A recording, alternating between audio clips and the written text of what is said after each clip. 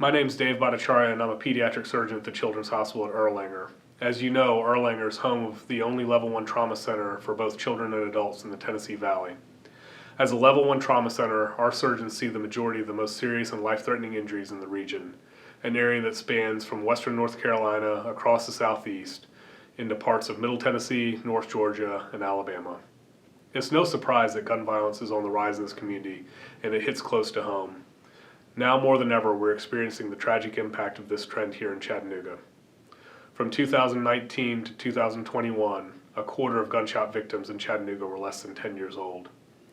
From 2017 to current, firearm-related trauma cases at Erlanger have tripled in children up to 18 years. Last year alone, an average of 3 children per month were the victim of gun violence. Firearms are now the second leading cause of death amongst children and teens in Tennessee, with an average of 111 teens dying every year.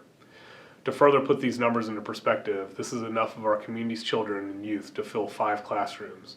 These aren't just statistics. These are precious souls, and each one of these children has their own tragic story that leaves a lasting imprint not only on the child, but on the family and on the community and on its caregivers.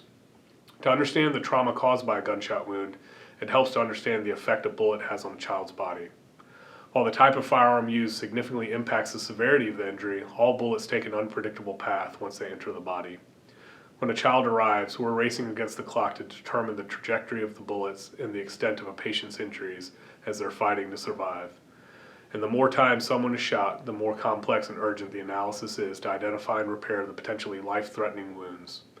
Handgun injuries, which are the most common type of firearm injury, typically damage just the area where the bullet hits, while high-velocity rifles and assault rifles cause significant tissue damage. These cavitary wounds that result from these injuries are considerably bigger than the bullets alone. When a child experiences an injury to the chest or abdomen from these types of firearms, the consequences are serious. Perhaps the greatest tragedy of all this is that 100% of firearm injuries and death can be prevented.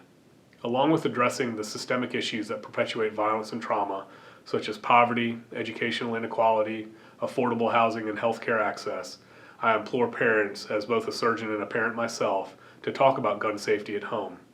Thinking about trauma in your home will make it real. As boring as it sounds, make sure that your child knows how to deal with a gun. As boring as it sounds, make sure your guns are locked in a safe. And as boring as it sounds, make sure your children are at home at a reasonable hour.